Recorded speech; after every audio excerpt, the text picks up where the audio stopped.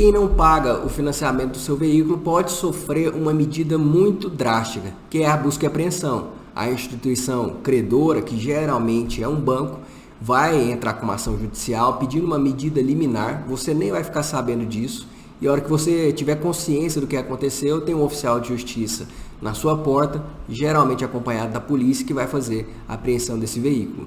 E aí você vai ficar numa tremenda angústia, vai procurar algumas medidas que podem ser feitas, vai tentar questionar alguma coisa desse processo, ou então até fazer o pagamento da dívida toda para reaver esse veículo de volta.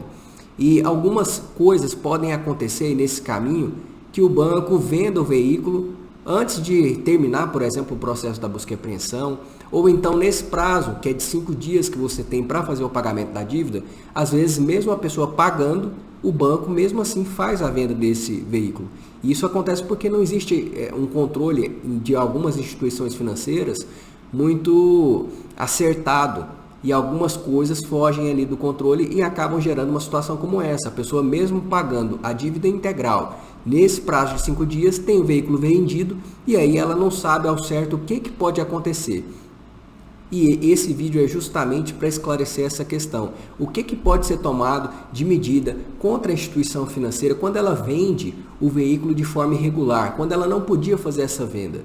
Bom, primeiramente, se a venda for feita, você não vai receber esse veículo de volta. Quem comprou vai ser considerado como um terceiro de boa fé e não vai haver essa restituição do veículo. Mas isso não significa que você vai ser totalmente prejudicado, porque, lógico, a venda te prejudica daquele veículo, mas existem formas de haver uma indenização, uma compensação financeira por todo esse transtorno. E é disso exatamente que eu quero falar aqui, sobre a multa que é prevista no Decreto-Lei 911 de 1969, que é a legislação que trata aqui especificamente da busca e apreensão de veículo, alienação fiduciária de coisa móvel, e eu quero te explicar aqui o que se trata essa multa, quando ela é cabível, quando não é cabível, quais são as hipóteses, qual que é o valor dessa penalidade, se tem como você acrescentar outras indenizações além da multa, enfim.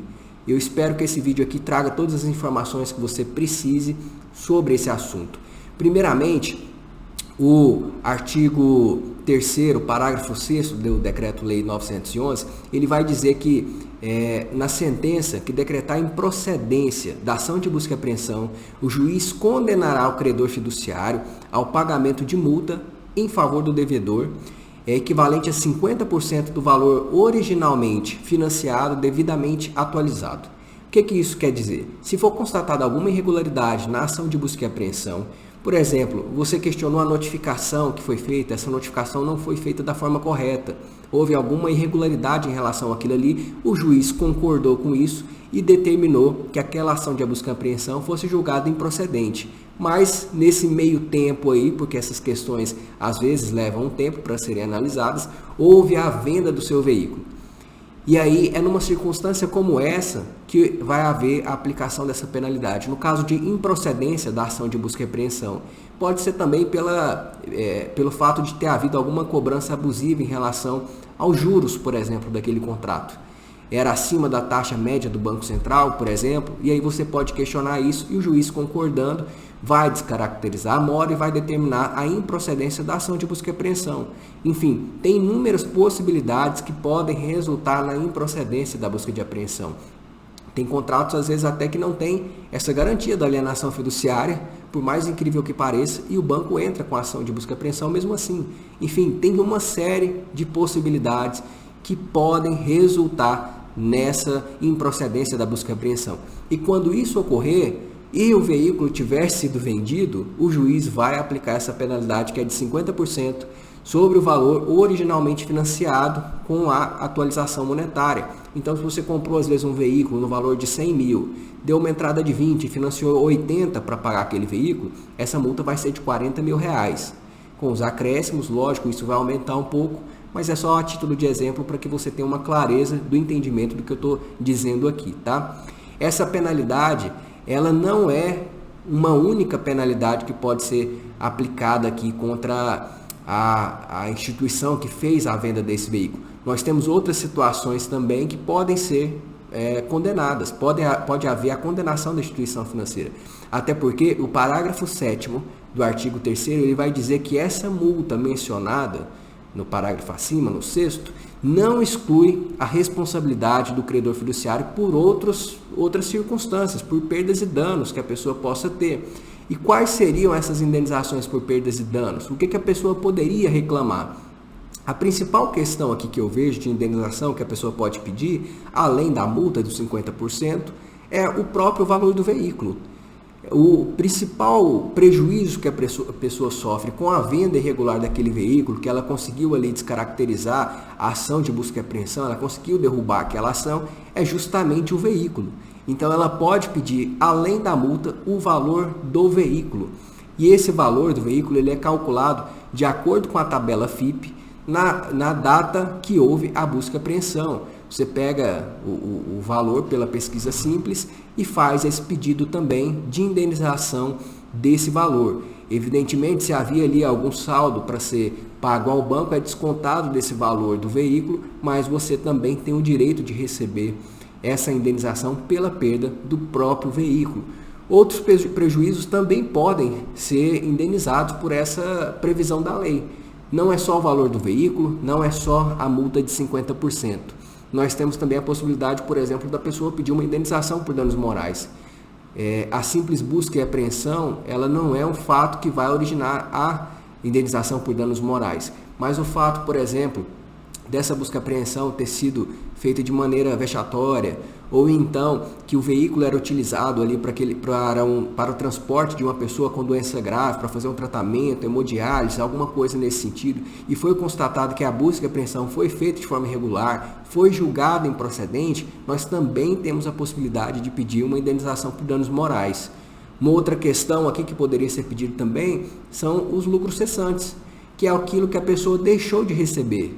Suponhamos, por exemplo, que haja um veículo que foi apreendido que era um guincho, um caminhão guincho.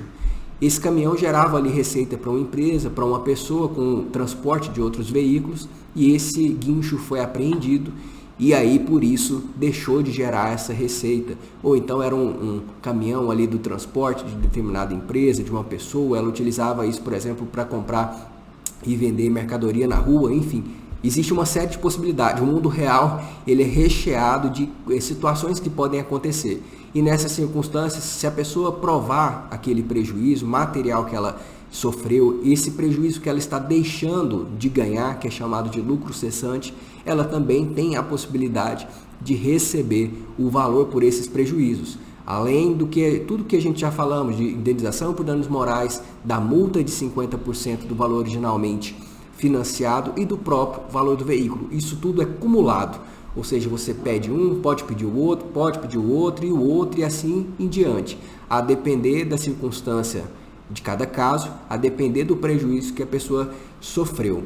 Além dessas questões e desses motivos que eu citei aqui para haver essa indenização em desfavor da instituição financeira, a gente também aqui tem uma situação muito particular que eu quero falar com vocês.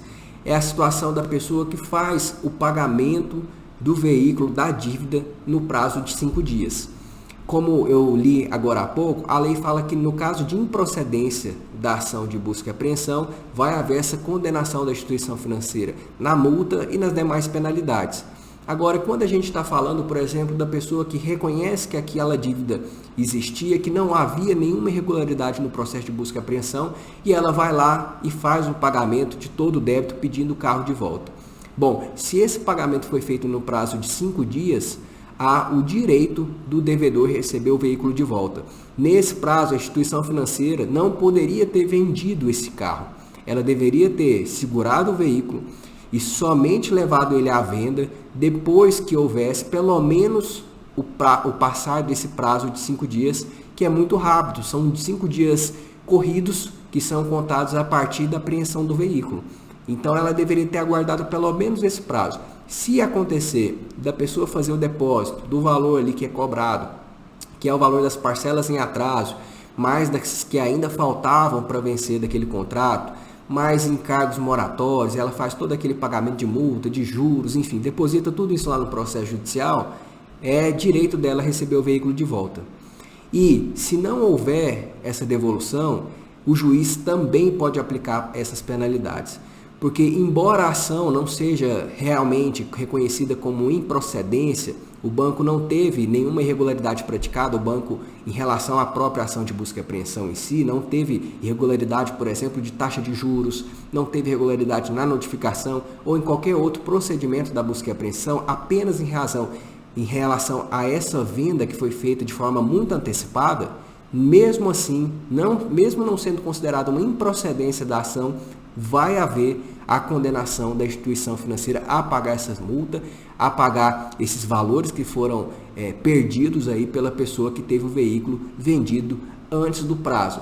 Essa questão já foi muito decidida pelos tribunais de justiça, principalmente pelo Tribunal de Justiça do Estado de São Paulo, que é o maior tribunal do nosso país, e mesmo reconhecendo que não há a improcedência da ação de busca e apreensão em circunstâncias como essa, a instituição financeira não pode ser eximida de pagar essas indenizações. Então, se você fez um pagamento no prazo legal de toda a dívida, você tem o direito de receber o veículo, e se ele não for devolvido, se tiver sido vendido, é possível pedir todas essas indenizações contra a instituição financeira, que certamente vai ter de arcar com todos os custos que você teve.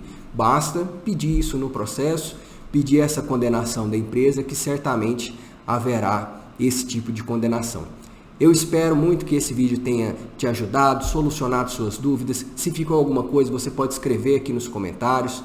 Curta, compartilhe e até mais.